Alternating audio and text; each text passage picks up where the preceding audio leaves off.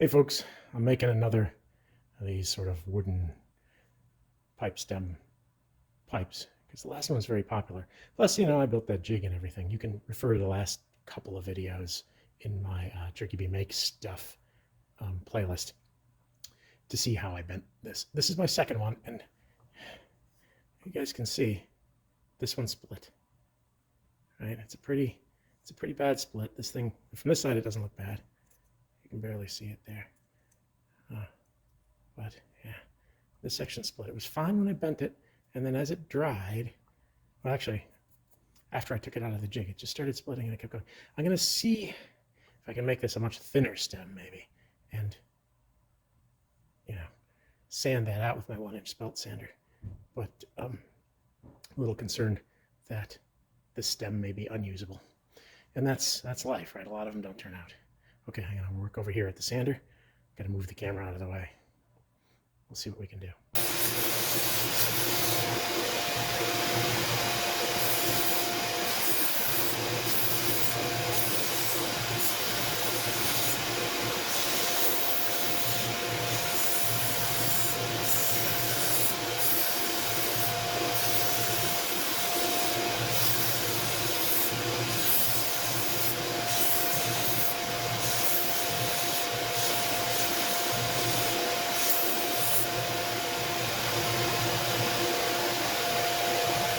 Coming down a little bit. You see right here. See if I get it focused right there. I pulled it back. It used to be chipped up to here. It doesn't look too bad. This side is almost done. I just got to see how far down here I actually have to follow this. A little bit of surface cracking I can probably fill. We're gonna see.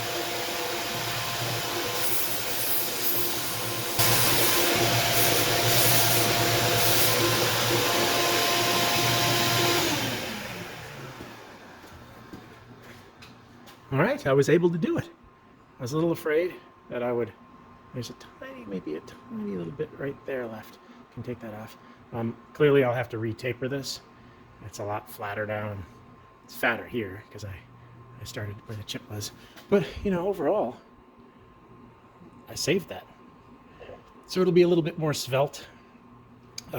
Getting in here to do this side might have to be done by hand. I don't know whether I can get the belt sander. I'll probably just cut little nicks in there on the on the inside, but the rest of it I can do with the belt. That should be pretty easy. I'll just work at this for a little while. I don't have to film it, and then we'll come back and see how it looks when I'm done. Well, that's the end of that. I did a tiny little bit of sanding here, and I've broken through. So this guy, garbage. Got to start over. Okay, we're gonna go a little bit different this time. So I've decided to do this time is I've bent a couple of these now. And of course, the outside top is what always cracks off. And both of them have cracked a little bit. This, despite the fact that, there's the metal ruler clamped on there and everything. It's just, you're bending it along this wood grain, it's going to split. So what I've decided is I'm going to thin this left to right, but the top, which, you mark with a T there. So it curves up towards the top. So it's curving this way, right? This way.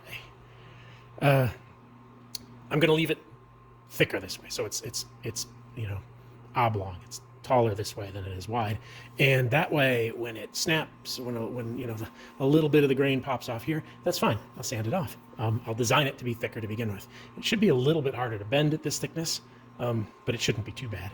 So now I got to go boil it for an hour or two. I forget exactly what the rules are. I'll have to go watch my video and see. In the meantime, I can start working on the stummel. All right, let me show you something. This is something I'm trying out for the first time. I bought this really tall nonstick pan at Walmart because this kind of stuff is cheap. They didn't have one that was not nonstick. And I use, a wire there, a little wire cable through the bore so that it doesn't close off when I'm bending it. And I always worry about, the ends of this scratching up the no stick. So I've just backed it off ever so slightly so it's just slightly inside at this end, and then I've clamped it with this. Now, the other advantage of this, I put it straight up there so it covers the end of that, because remember, this has to stick out, otherwise you can't pull it out once you've bent it.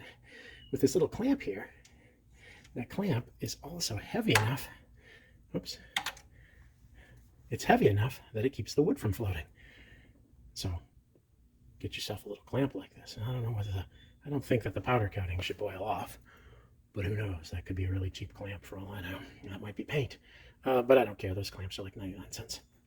Should work fine. So I got to boil this up, start up my giant burner, turn on the fan, and leave that for a while. Okay, you may notice something different in the old shop today. I have a much bigger drill press, and I have an XY vise.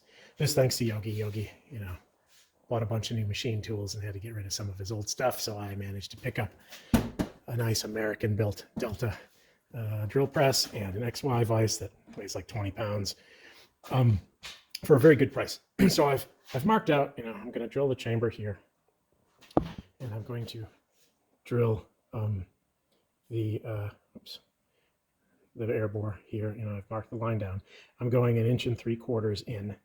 I've got a little brad point drill bit there. I'm not sure how well that works right at the very end, but at least it starts out really nicely. I'm not going to change it, so I'm going to try to drill out with that one. Should work. If not, I just have to clean up the end a little bit. And the reason I set it up this way is I'm going to make a straight grain pipe. So because this is oak, I normally use burl, but because I'm making an oak stem, figured I'd pick up a piece of oak for the stummel as well. This is red oak. I didn't have any white oak in stock. It matches. Let me see. Here's the wood that I'm using, for the stem. It matches color-wise pretty closely, grain-wise pretty closely. So hopefully it won't contrast as much as the last pipe I made with a hand bent stem. But you want the grain going up and down. Now, unfortunately, I can only get 2.5 inch by 2.5 inch sticks of this, basically, like this. A piece like this, and I chopped a hunk off the end for that. I wish this was 3 inches, because it would be easier to work with. This is going to be a fairly small stummel because it's only 2.5 inches. In the way I'm drilling this, I want the grain going up and down. It's called a straight pipe. I wish, with this, I wish I could have drilled it from the corner. I spent some time, you can see I actually took off the edge there so that I could clamp it sideways. I just didn't feel like doing the trig. Honestly, there's a way to figure out how deep to do it using trigonometry, and I could do it, but I didn't feel like it. So I spent, I took a square and I made this perfectly square to the vise, so that this will go in right along the line. I don't have to keep eyeballing it like I did with the old vise and the old drill press that wasn't big enough. So let's get started and drill that air hole. I've set my depth gauge to 1 3/4 inches, plus a tiny little bit because I'm a tiny little bit up. Right. That's really what I need to do. I need to put that so it touches and set it to 1 3/4 inches. I kind of eyeballed it. It's not quite right. There we go. Okay. I've set the speed on this drill to, I don't know what, 2180 RPM. For hardwood, it recommends something around that speed. That's about the speed I used on the old one. Okay, here we go.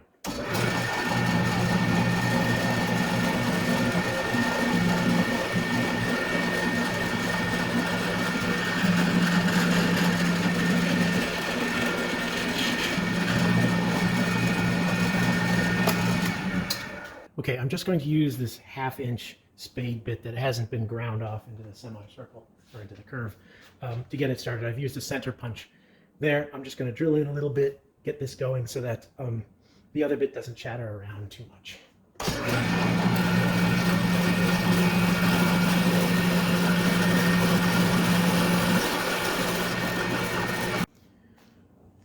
Okay, now I've put my 3/4 inch bowl bit in there that's been curved, and I'm going to drill this. The depth that I need to drill this is in theory also 1 3/4 inches. I've set myself 1/8 short of that, and we'll get down about there, and then I'll have to start blowing out that hole and looking down in and seeing if I can see where the air hole is. Okay, let's go.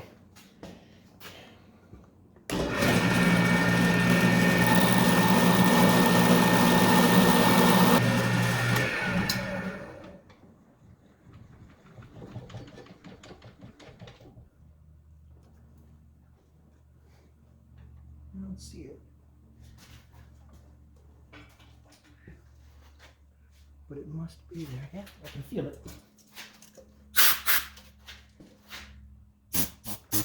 Yep, absolutely.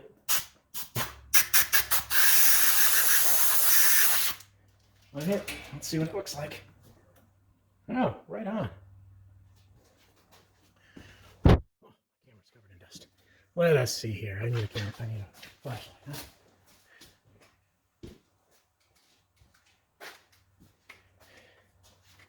There we go. There it is. I just got to clear it out a little bit. You know, what you do is you just take an 1/8 inch drill bit and you run it in there by hand, and it's perfect. That's nice. I'm going to have to use that air compressor method from now on when you can't see. I could do it without even moving the thing, I bet. That would be perfect. I like that. My next step is to drill the mortise for the pipe stem. Theoretically, you should drill this at the same time you drill that hole, but I never do. I've put my fancy Forstner and boring bit in there. It's a 5/16, I think is the standard. Got it all lined up. It's got little dog ears on here that'll cut a circle around there. I'm not super enthralled with that, but you know, it doesn't seem to mess up most of my designs. So here we go.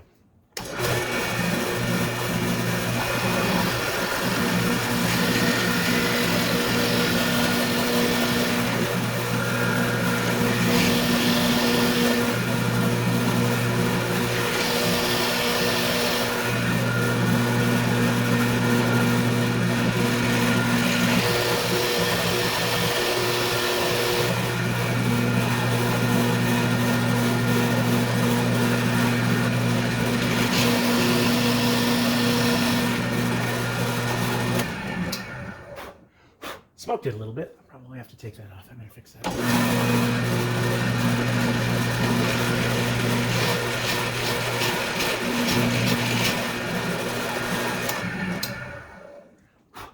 I had to go because this is at an angle. I had to go a little bit farther into that block of wood.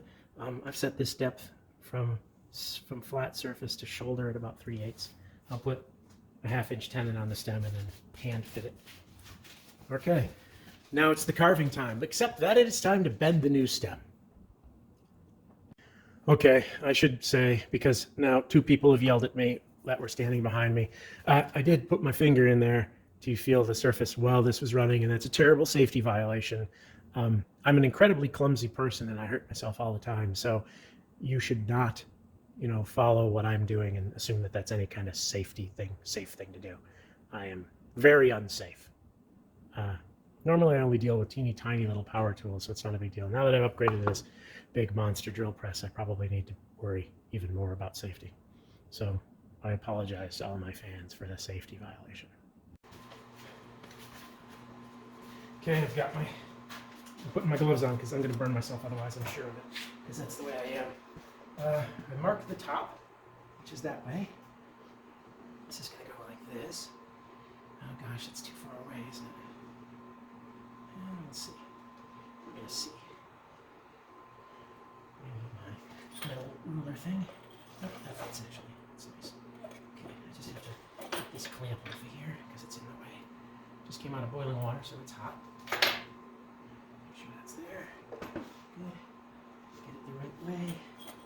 Good.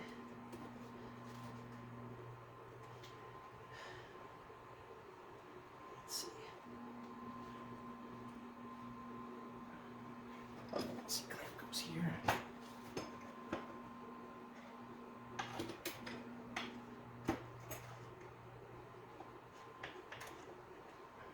So the wider part that goes into the pipe is over here at this end because it's not going to get bent.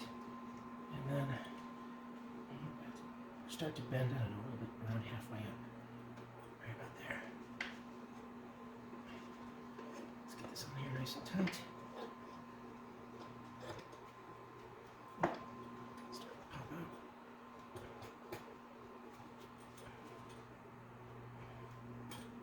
That should work. Hopefully that'll work. Okay. This end we got our washer, we got our vice grips, which are much wider.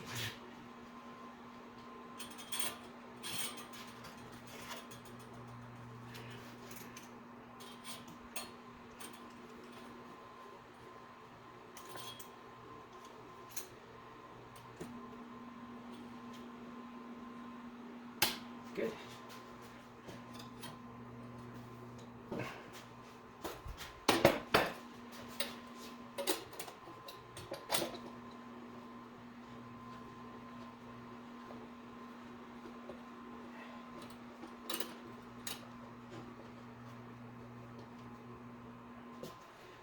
Let's see how this goes.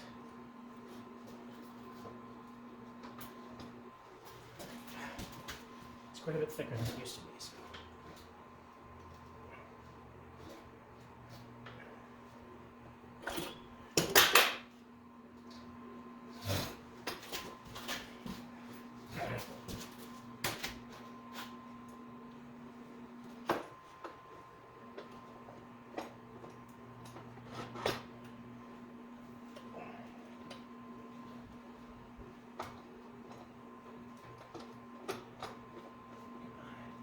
This is not easy.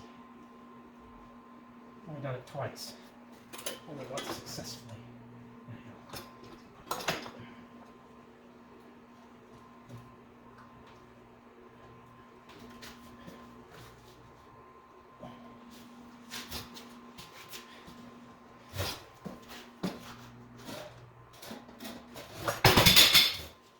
That fell off.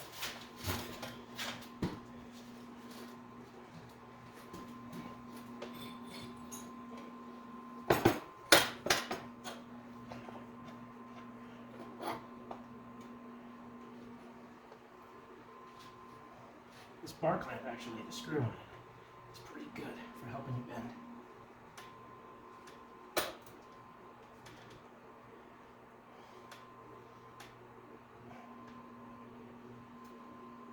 I don't like this is lifting up off the table a bit. Let's see if we can lift it down. Yep. There we go. Tighten some more. Right there, good.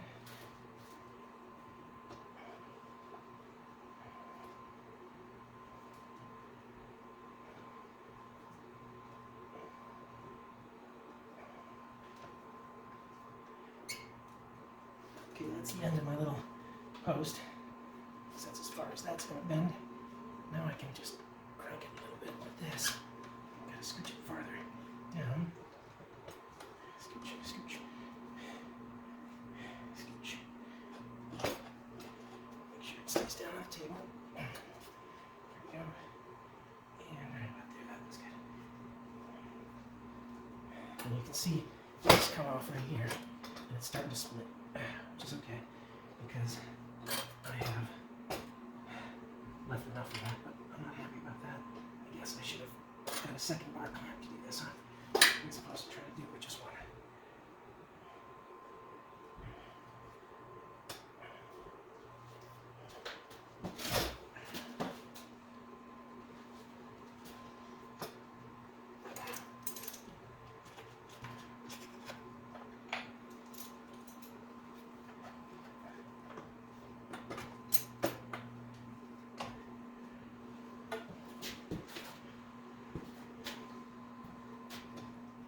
Definitely split along there, but I left extra. I left extra for that. So hopefully that's not going to be too catastrophic. I'm pretty sure it won't be. It's a long way from the bore. Should be okay. Now we just let it sit and dry.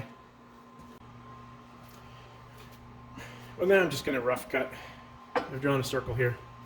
That's about the size it's going to be. Maybe a little bigger. I don't know. I won't cut right up to that with the bandsaw, and then I've just put some straight lines off the back for where the pipe will attach. They're not centered, but again, I won't hit those exactly. I've adjusted the height here. This is my least favorite of all my tools because it just, I don't know, no matter how often you adjust the thrust bearings, it always just twists, and it's just not very good at sawing. Again, I'm not the world's most safe person, so try not to follow my lead on how to run this. I'm just going to cut it real quick. Let me turn on my dust collector, i.e. my shop vac.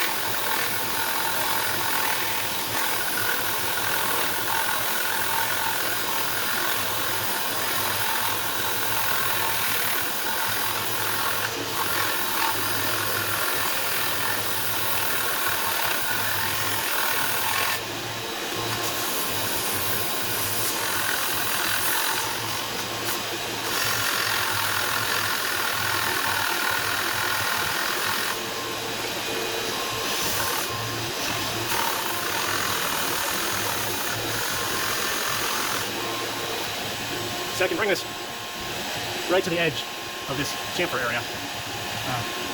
See, there's a shoulder right there. I'll bring it right to the edge of that on both sides. And that way it'll be centered, and I won't have to worry about trying to measure, you know, from this hole. That hole is centered in that area because of the bit that I used to cut it. So it should work fine.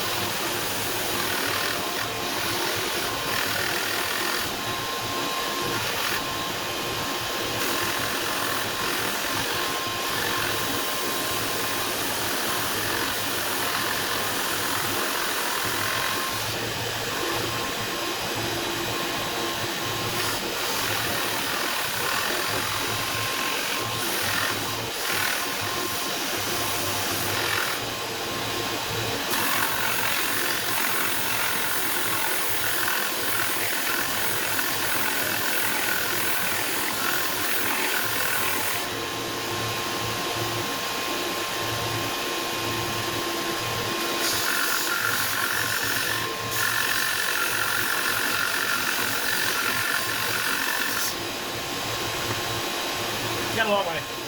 Got plenty of room. I can taper this quite a bit, but I'll get to the bottom of the bolt there. So I gotta stay far away from it.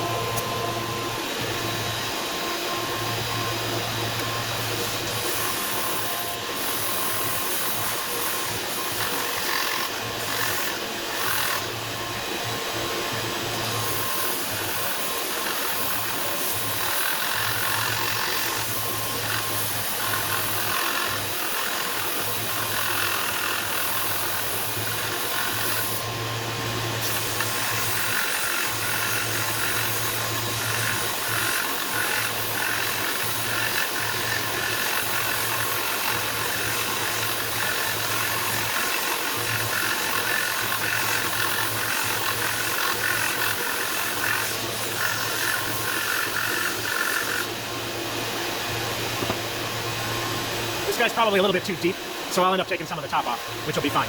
But, you know, the proportions are going to be weird if it's like this tall, but only, you know, this long this way. So I got to bring this in a little bit, and then I'll take the top off.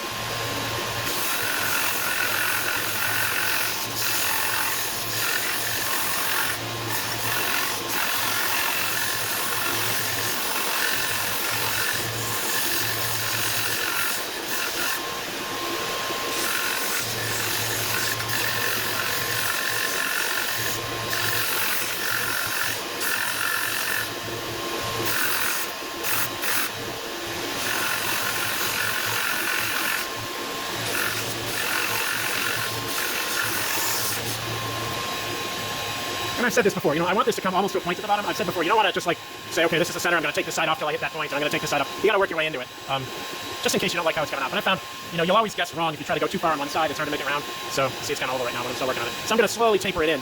It'll take a little while, but, you know, it'll come out all right.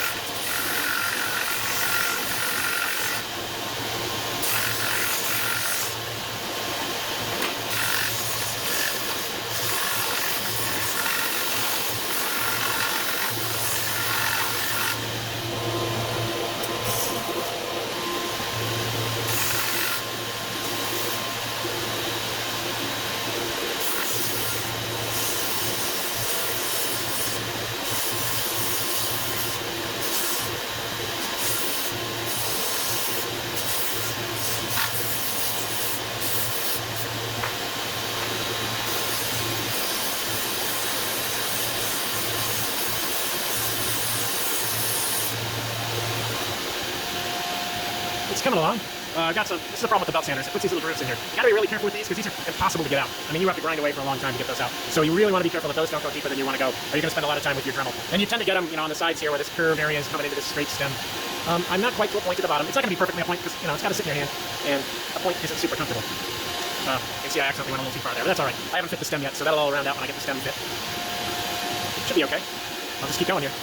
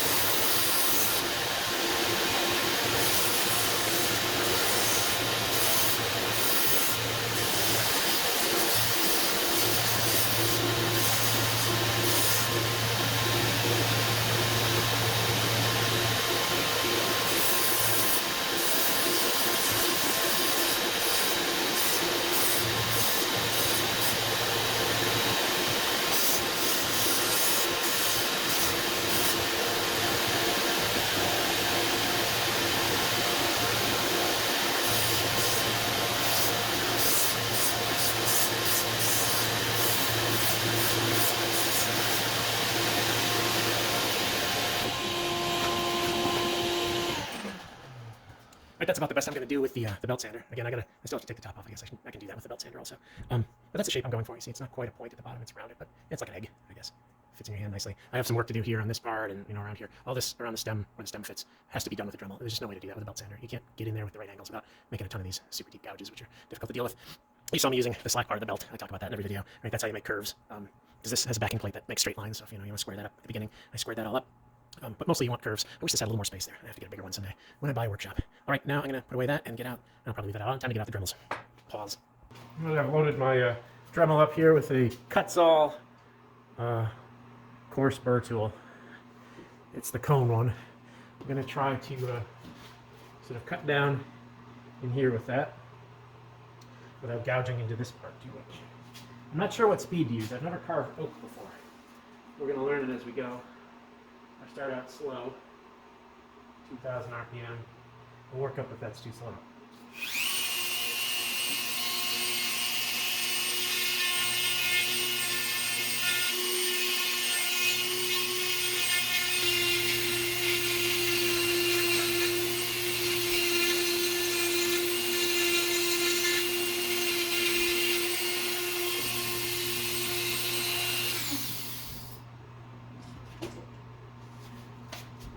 Okay, so you can see here, got a little more shape to it.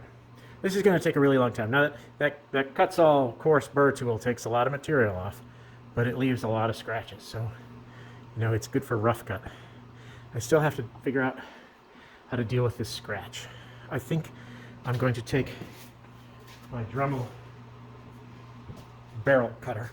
I like this one a lot. You see it? Yeah, there we go. I like this one a lot. I'm just gonna go over this here to get that out, just because I don't want to spend a lot of time shaping everything around it if I got to come back and take off, you know, 1/16 of an inch, because there's a big gouge in it. This side I was lucky. I didn't get as big a gouge. A little bit there, but it's just on the surface. It's really more of a surface irregularity. This side's a gouge. You can see it. I got too aggressive with the belt sander, so I got to fix that. Well, now I'm getting bored with carving the stummel. It's coming along okay. The carving's basically done, and I have to do the sanding now. I've pulled this out of the bending jig. Now, you're supposed to leave this in a long time. I've left it in 24 hours. It's still moist. Hopefully it doesn't straighten out. But I really want to fit it, you know, to here. Which means I got to do a little shaping, and then I got to drill that out. Oops, this way. Now you can see It's cracked a little bit right here, like it always does, right there. Let's get the thing focused on it. Yeah, right there. You can see the crack. It's lifting up, and you can see, you know, where the pressure points were when I was bending it. But all that's going to sand off, and this should sand off just fine. It's not super deep, so I'm just going to give it a shot.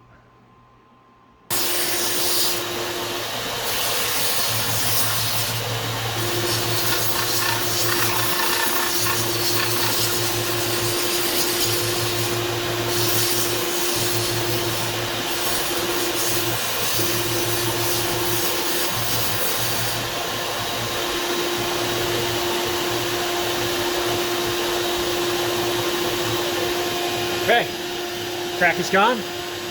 I can shape this, and then I will drill that out. I'll show you how to do that. I'm just gonna, you've seen me shape these before. It's just back and forth a bunch and round. Make it a little thinner at the mouth end. Leave it pretty thick at that end because,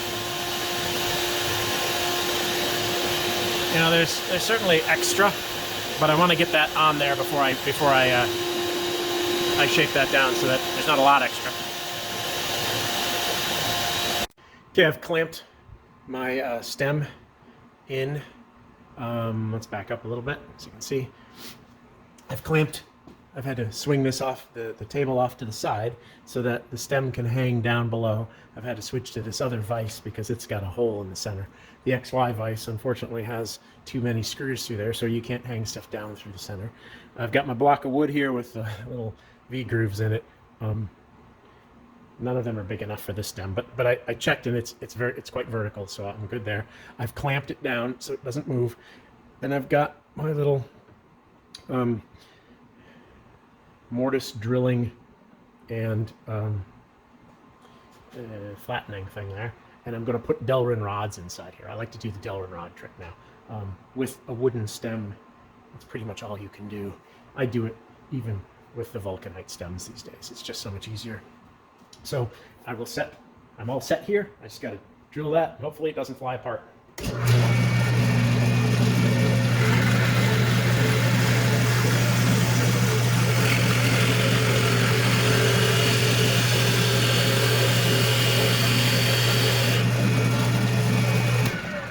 Perfect. Nice clean surface, nice and flat. I've gone in a little bit farther on this one. I didn't measure it. I'm going to call it probably close to ½ an inch, because I want to get, that's the gluing surface. You're going to glue the Delrin rod into there, so you want to make sure that you've got enough surface area for the glue to stick so that it doesn't just come apart as soon as you take the pipe apart. Okay, now we're back with the XY vise. We've got a little piece of Delrin in there that's slightly longer than I need, and I've got a brad point 1/8 inch drill bit there. The brad point will keep it from wandering. I've got it nice and centered. We just punch a hole through it.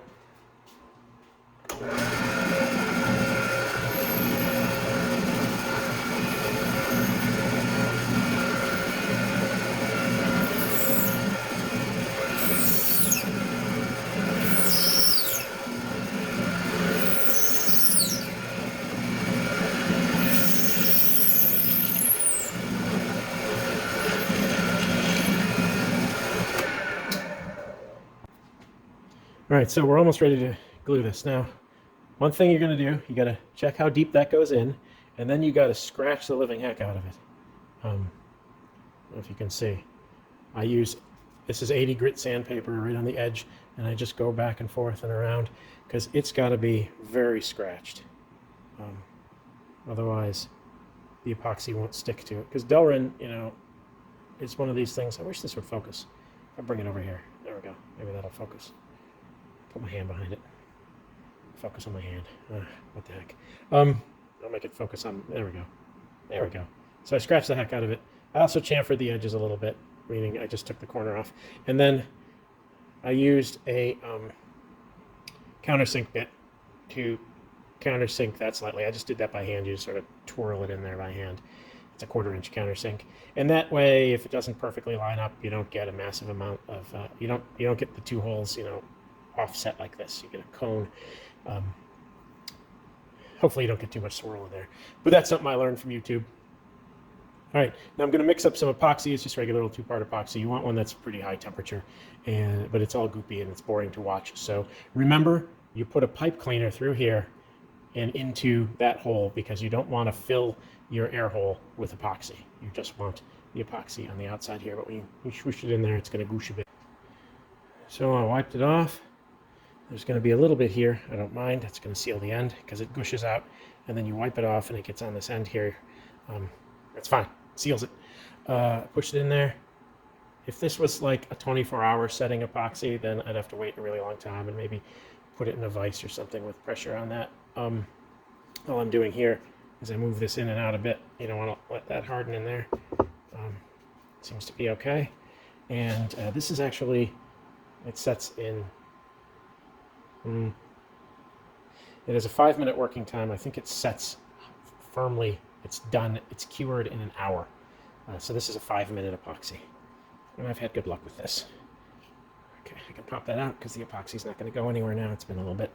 All right, so now I'll let that set, and then I will mate it to the pipe. All right, it's the next day, and I have decided I am unhappy with how much the stem is bent, so I'm going to rebend it. Hopefully that doesn't mess this up, but it's been straightening out. I only left it in the jig for 24 hours. The recommended period is like 7 days. I had left this guy in for multiple weeks because I bent him and then I never got around. I didn't have time to make the pipe. So you can see that's kind of the shape I was going for. I got this one in the middle.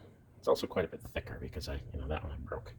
Right, where I punched through on that one when I was sanding it, and also it's split on the back quite badly. And then this is just a straight dowel for reference. So it's going to go back in the boiling pot, and then I will bend it again. And let it rest for a week. I guess I won't finish this pipe this weekend. I'm not going to be around to work on it for the next couple of weeks, so it's going to be a while. Okay. Well, it's now 2 weeks later, and I have taken the newly bent stem out. It's in pretty good shape. There's a little teeny crack there. See, I kept the clamp on there really, really hard, and now there's a flat spot that I'm going to have to sand off. It'll come off. I left this a little thicker, so it will work fine.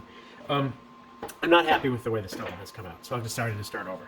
The biggest thing that I'm not happy with is that, the blocks of wood come, I guess, quarter sawn. So the grain radiates from one corner across to the other corner. And I didn't feel like, doing the whole thing at a 45-degree angle so that the grain would be, facing the front of the pipe. And the problem being that I'm supposed to put a little carving on the front of this pipe. And the front of the pipe, it looks like it's off by 45 degrees, right? That's supposed to be the front. But the nice smooth area in which I could put maybe a carving and it looks centered and everything is in the corner. And you can see that when you look at the top and you look at the grain. So, all right, live and learn. I got another block of wood. And so this is one of the original corners of the block of wood. So the block of wood was originally really a square like this. And, I drew a circle there, and then with the bandsaw, I cut the sides off a bit, and then I used a 45-degree angle miter, on the circular sander, the disc sander, and I flattened that off so these sides are kind of parallel to each other so that I can clamp that in the drill press clamp. And then, I've laid out kind of, I'm going to drill out the tobacco chamber here. The air shaft is going to come in here. This guy is going to go right along like that. See, it should match up nicely. I've made it so that with my miter gauge on the disc sander, I've got this perfectly perpendicular to the sanding, and so I've made a nice flat spot there that the drill can land on when I need to drill out the air shaft, and then the mortise for the pipe, the stem tenon. And now I'm ready to go to drilling. So, I guess I wasted a long time. I'm only maybe 4 hours into this thing, so I wasted 4 hours there. And then this took a little while. It's taken me an hour and 15 minutes to get to this point on this block of wood. I didn't film it all because it's just me standing at a disc sander for the most part, going, with a 45-degree thing like this. So that's kind of boring to watch. But the drilling part, we'll go back to the big drill press with the XY clamp, and I'll do a better job drilling it this time. So, Okay, so it's the next day, and I have spent a good deal of time, maybe total of an hour, which, probably less than an hour actually. So here's what I've done. I've gotten the stem fit to the stummel. I've just used my little 1-inch belt sander to shorten that up until it fits in here. Now, if you remember, this thing straightened out, so I had to reboil it. I'd already glued this thing in. So what ended up happening when I reboil it is the grain kind of loosens up at the end and makes a pretty rough surface. So it doesn't mate really well. The trick for that is you use that same Forstner and center bore bit that you drill this with, and you drill a block of hardwood, and then you glue a piece of 120 grit in there, and then you can stick this in here like this, and you can go like that, and smooth out the end without nicking the tenon, and without making it crooked at all. If you tried to sand it, you'd always make it a little crooked. So, or sand it, on a sander, as opposed to this little jig. So that's a really easy jig to make. You can also, I have an extra piece of this here. If you mess up this surface, you can do the same thing. You just temporarily stick a thing in there, put it in there, and you can clean up that surface too. And then it's hard to get that out. You can punch it out from the other side with a nail or an awl or something. This is not bad, really. This is all belt sander. I've got the basic shape down. It's not quite pointy. You can see the old one. It's pretty similar. This one's a little bit bigger. I've got the grain closer to the front. I still didn't succeed, in getting it exactly in the front. I could have, I suppose, if I'd laid it out even differently. But I've fixed half the problem. I don't know whether it was worth the effort of going through and making a whole new one, but I did it. So I've got an extra here in case I ever want to I could stick a stem on that and smoke that, really easily.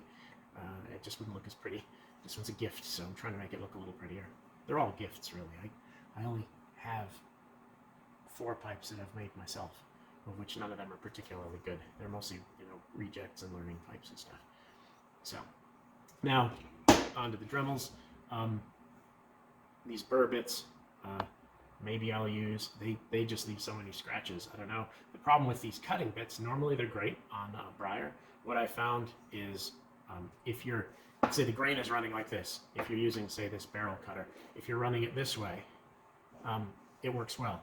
If you have to cut this way, it ends up creating a lot of nooks and crannies because it digs in deeper on the darker part of the grain than on the solid wood. And so you see it's very difficult to find a spot.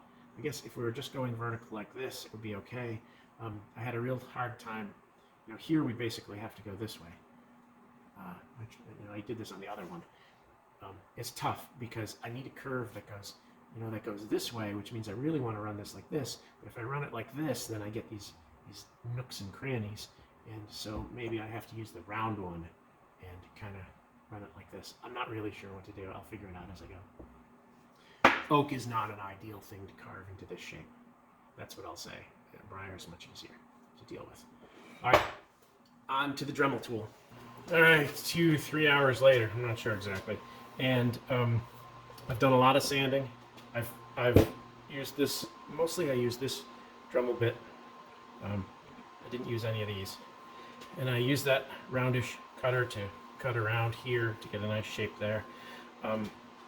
And I have gone over the thing a bunch with this sander. I spent a little bit more time on the well, actually I didn't, because I already talked about that.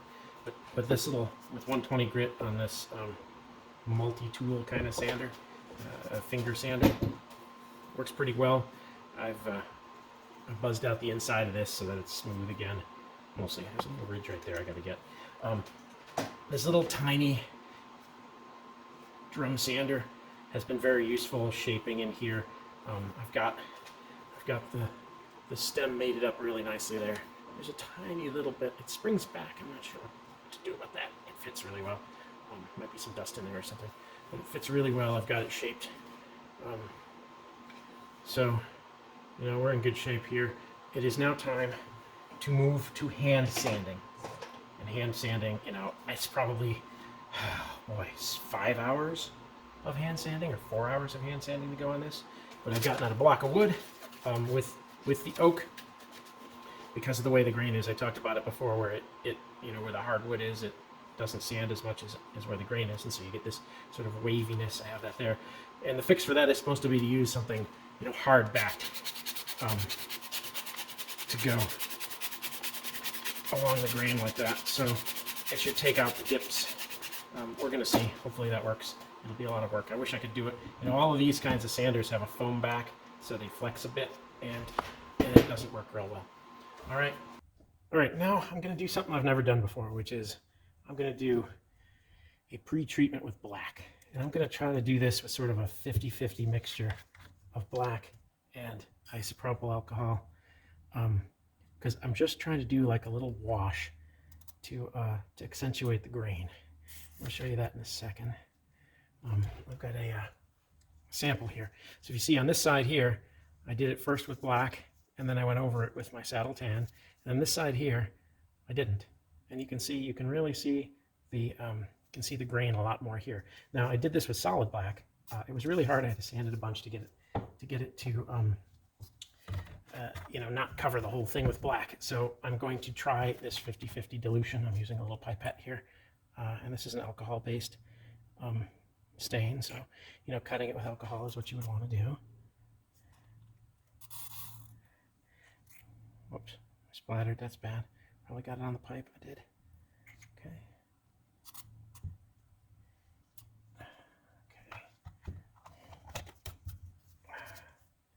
Got it on my finger also.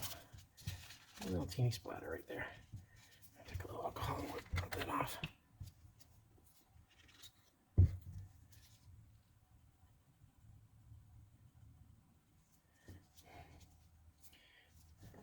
Let's see here. All right, well, that's in the grain anyway, so that's going to be there. Let's stir this up.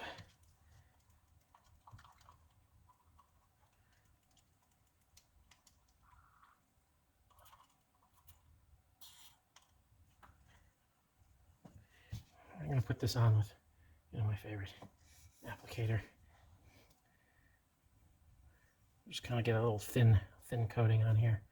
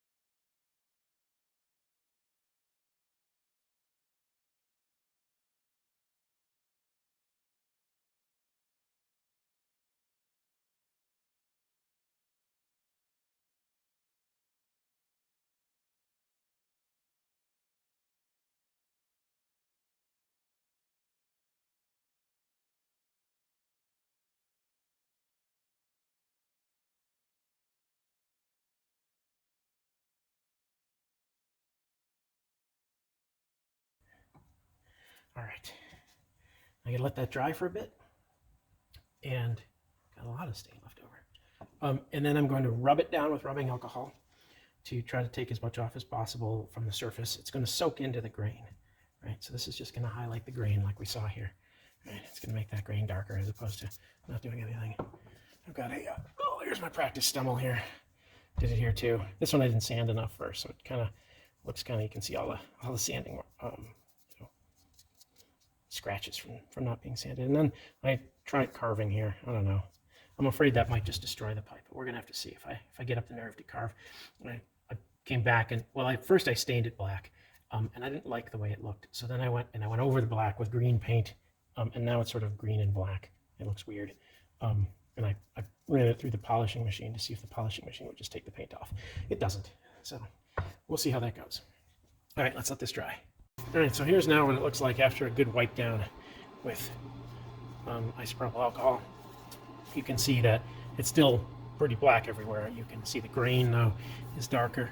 Now I'll go over this with some 1500. Maybe I have to go 1000 and then 1500. And then you'll start to see the wood, where the grain isn't. It'll probably still stay a little bit darker than completely unstained, but you can see that it cleans up pretty well. You don't really tell that there's a lot of black underneath that brown there. Okay, so I had to go down to 500 grit. I did some 500 and then I did some 800 or 1000, excuse me, 500 and 1000. And I'm going to now carve. I've drawn a little vine pattern in here. This is where it's all going to go horribly wrong, but I've been practicing and it's not too bad. I got some new bits. Twist around a little bit. I got to make sure that I have the stem on exactly right before I carve something that goes across. But that'll give nice registration lines later. So hopefully this looks good. If not, well, too bad. I've tried to do things new. I'm going to carve this with a bunch of Dremel bits. Let's see what we got here. These are actually Harbor Freight bits, not Dremel bits. And let's see if I can get this to focus on here. Right here. There we go. I've got a little ball and a little straight one. These are diamond encrusted things. Come on, straight one. Focus. There we go. They're just diamond encrusted. It's a little bit rounded at the tip. It's not squared off at the tip. I've got a bunch of different sizes of these. These are the two that looked like they worked the best. I did a little more carving on this guy. Went pretty well. I'm just gonna have to go slowly. I'm gonna have to go back and forth, and I may have to go through it with some needle files later. Let's see. All right, so maybe an hour of the Dremel tool using a bunch of different of those bits. And I've got the basic vine carved. It's not super smooth yet in terms of the line. So I've got these little, I forget what these are called. These little files, needle files, yeah, needle files. I've got these little needle files. This one's a circular cross section. And I'm just going along in the vine, getting it nice and smooth, and it's probably at least an hour of that to go. All right, let's keep going. So here we are. I've painted this with 2 coats. I've sanded with 500, 1000, and 1500. You can see a lot of the black has come off, but you can still see the grain looks really good. Now I'm going to throw on a coat of saddle tan, which is the color I've been using. It's basically this color here. Get a coat or 2 on there before it's nighttime. Well, it already is nighttime. Put a coat or 2 on here so that it can dry overnight.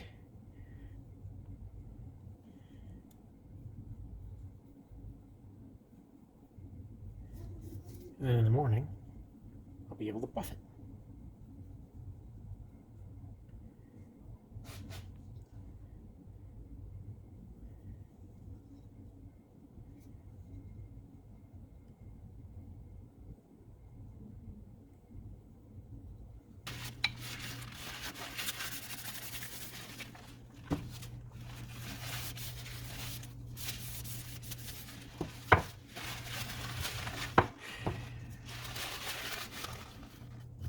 Only need 1 coat. Looks good.